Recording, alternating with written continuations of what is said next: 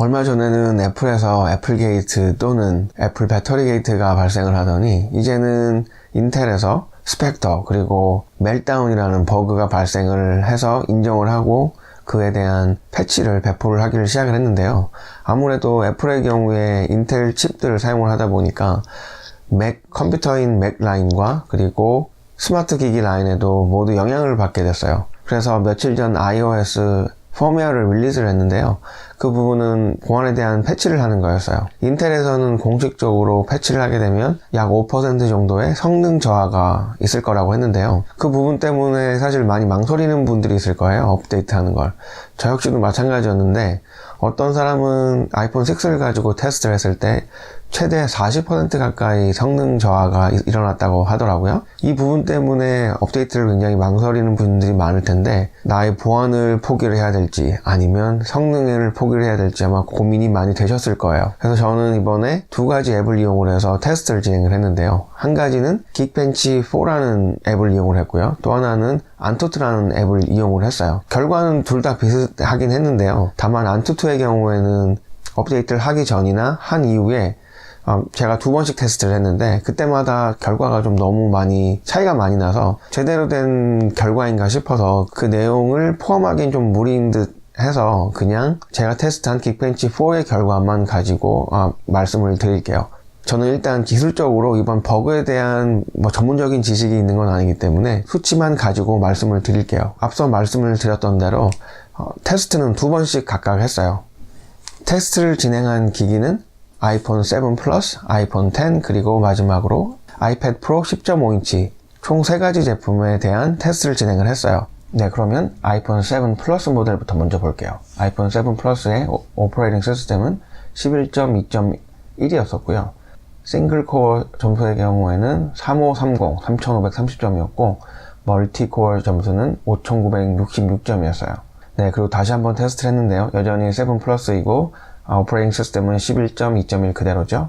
점수는 3501 그리고 5932 비교를 잠깐 해보면 약간의 변화는 있었지만 아주 큰 수치는 아니죠. 이런 변화가 있었었고요.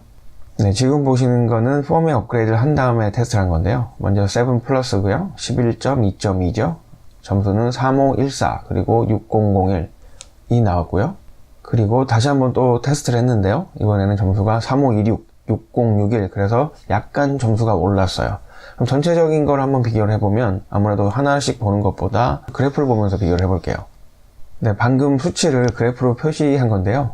보시면 아이폰 7 플러스 모델이고요. 왼쪽에 푸른색 이 부분은 싱글코어 그리고 주황색은 멀티코어 점수예요. 왼쪽 두 개는 업데이트를 하기 전이고요. 오른쪽 두 개는 업데이트를 한 이후에요. 그래프를 보시면 아시겠지만 왼쪽과 오른쪽에 거의 차이가 없죠. 5% 미만의 성능 차이가 있다고 하니까 그래서 아마 그럴 수도 있는데 제가 테스트한 걸 보면은 오히려 멀티코어 같은 경우에는 점수가 업데이트를 하고 조금 아주 근소하게 좀 좋아졌어요. 푸른색 싱글코어의 경우에도 거의 같거나 근소하게 높은 경우가 있었어요. 7 플러스의 경우에는 제가 테스트한 결과를 보면 이번 업데이트가 성능 면에서는 저희 아이폰 7 플러스의 경우에는 업데이트를 한 이후에도 크게 영향을 받지 않은 걸로 보여요. 네, 그러면 이번에는 아이폰 10을 한번 보도록 할게요. 아이폰 10이고요. 11.2.1이죠.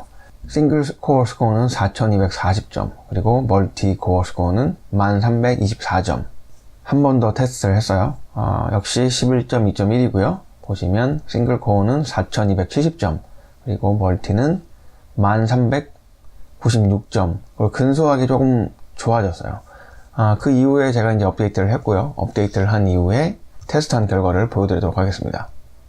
먼저 테스트를 진행한 모델은 아이폰 10이고 오퍼레이팅 시스템은 11.2.2 싱글 코어는 4256점 멀티는 1157점 한 번 더 테스트를 했죠.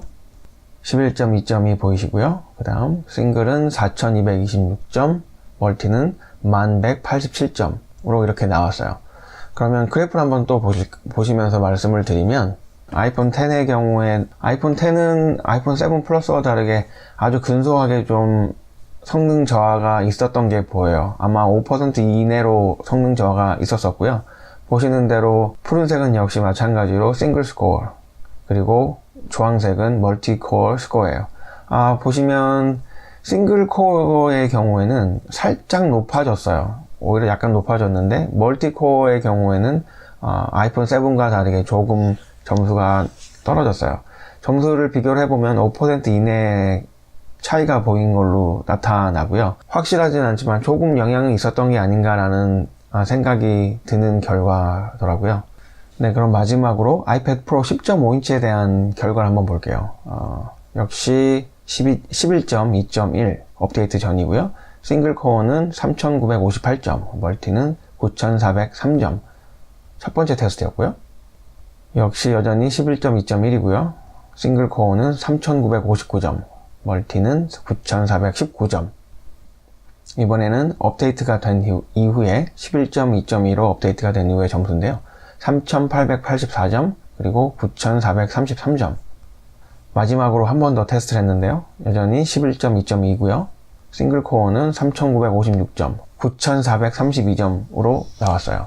아이패드 프로 10.5인치인데요. 싱글 코어 먼저 보시면 그래프상으로는 거의 알아보기가 힘들 정도로 약간의 성능 저하가 업그레이드 이후에 있었어요. 멀티코어의 경우에는 반대로 오히려 업데이트를 한 이후에 성능 향상이 조금 있었어요. 그래프상으로는 거의 변화가 없다라고 생각될 정도의 차이였고요. 그래서 이 결과만 놓고 보면 딱히 성능 저하가 됐다, 성능이 올라갔다라고 말하기 힘든 정도의 결과가 나왔습니다. 네, 보셨던 것처럼 이런 결과가 나왔는데요. 어떻게 생각하세요? 여러분들이 보시기엔 어떠신가요? 성능 저하가 있다고 생각이 되세요? 최소한 이번 업데이트를 하고 나서 성능 저하를 피부로 실감하기에는 사실 굉장히 어렵지 않나라는 생각이 들어요.